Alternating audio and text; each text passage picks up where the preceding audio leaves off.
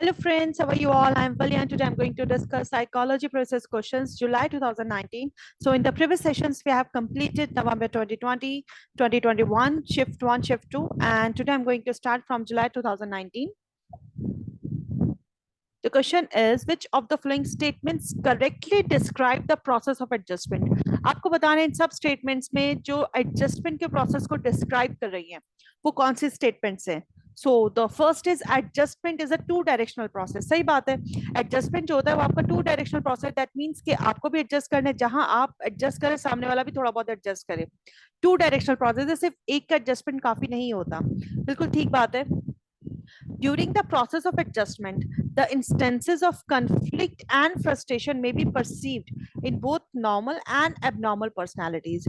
देखो जब आप एडजस्ट करते हो कोई ना कोई आपकी दिक्कतें आती है, कन्फ्लिक्ट्स भी होता है, फ्रस्ट्रेशन भी होती है, जो नॉर्मल और एबनॉर्मल पर्सनालिटीज दोनों में हो सकती है. It's very common. जब आप एडजस्ट करते हैं कहीं भी जाके, गैस कीजिए आप कुछ भी कर रहे हैं आप, तो उसमें क्या होता है कि अगर आप एडजस्ट करने की कोशिश करते हैं कहीं ना कहीं प्रॉब्लम्स आती हैं. सो एडजस्टमेंट क्या होता है, कंफ्लिक्ट और फ्रस्ट्रेशन दोनों होती हैं. एडजस्टमेंट इन्वॉल्व्स करता है कंफॉर्मिटी टू नॉर्म्स, मतलब नॉर्म्स को लेकर कंफॉर्मिटी को इन्वॉल्व होता है एडजस्टमेंट. ऐसा कुछ नहीं है इसमें. एडजस्टमेंट जो होता है वो आपका एक किसी भी सिचुएशन को लेकर एडजस्टमेंट हो सकता है, उसमें लॉज और नॉर्म्स की बात नहीं की जा सकती. एडजस्टमेंट डिपेंड करता है positive rather than negative reinforcement. ऐसा कुछ नहीं है कि ये डिपेंड करता है पॉजिटिव रीइंफोर्समेंट अगर आपको मिलेगा तो आप एडजस्टमेंट करेंगे, अगर आपको नेगेटिव रीइंफोर्समेंट मिलेगा तो आप एडजस्टमेंट नहीं करेंगे. ऐसा कुछ नहीं है. एडजस्टमेंट इंसान अपनी नीड के अकॉर्डिंग करता है, अपनी जरूरत के हिसाब से करता है. कलेक्टिव अनकॉन्शियस प्ले करता है significant role in an individual's adjustment. जो आपका कलेक्टिव अनकॉन्शियस प्ले करता है सिग्निफिकेंट रोल इन इंडिविजुअल, बिल्कुल ठीक बात है.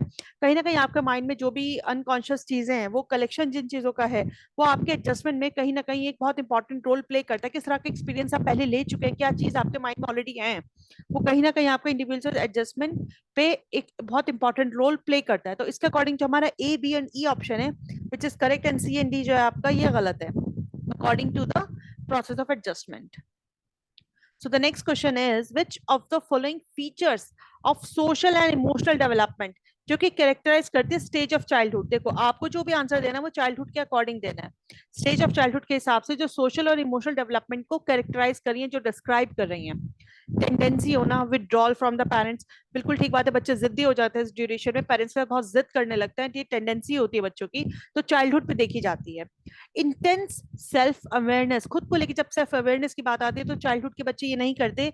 ये ज्यादातर कैरेक्टरिस्टिक आपको एडोलेसेंस में देखने को मिलती है. कहीं ना कहीं लेस कंट्रोल ओवर इमोशंस, ये चीजें भी आपको एडोलेसेंस में देखने के लिए मिलती है. बहुत जल्दी एकदम गुस्सा आने लगता है, मोटिवेशन के साथ कहीं ना कहीं उनका कन्फ्लिक्ट होता है, तो ये एडोलेसेंस में होता है. बट चाइल्डहुड में ये चीजें हमें नहीं देखने के लिए मिलती.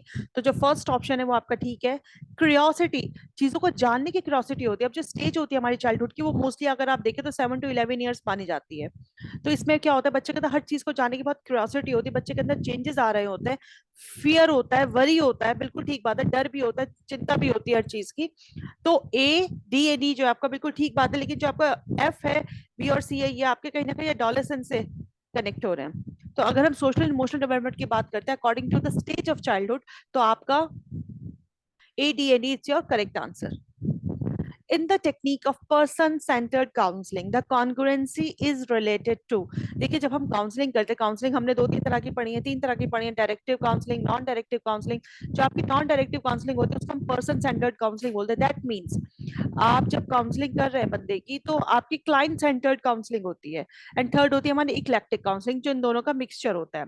जो आपकी डायरेक्टिव काउंसलिंग होती है काउंसलर सेंटर्ड होती है. जो आपकी पर्सन सेंटर्ड काउंसलिंग होती है वो आपकी क्लाइंट सेंटर्ड होती है. क्लाइंट सेंटर्ड होती है, दैट मीन्स तो कॉन्ग्रुएंसी किस चीज में रिलेट होनी चाहिए, जो आप बोल रहे हैं, जो आपके वर्ड्स हैं, उनमें कहीं ना कहीं मैचिंग होनी बहुत इंपॉर्टेंट है. तभी आपका क्लाइंट आपको सुनेगा, आपको समझेगा. और आपको कैसे समझ में आएगी क्लाइंट की बात है, आप कैसे क्लाइंट को डायरेक्शन प्रोवाइड करेंगे. तो matching between the facial expression and the words is very important in the congruency. ये क्वेश्चन बहुत अच्छा क्वेश्चन है, बहुत आसान क्वेश्चन भी है. जो इमोशनली इंटेलिजेंट बच्चे होते हैं वो गुड प्रॉब्लम सॉल्वर होते हैं. बिल्कुल ठीक बात है. दैट मीन्स कि उनका अपने इमोशंस के ऊपर बहुत अच्छा कंट्रोल होता है. वो बहुत जल्दी, उनको एंग्जाइटी नहीं होती, वो बहुत जल्दी बहुत ज्यादा खुश नहीं होते. They are very balance child. तो उनके अंदर प्रॉब्लम सॉल्विंग स्किल्स बहुत अच्छी होती है. बिल्कुल ठीक बात है.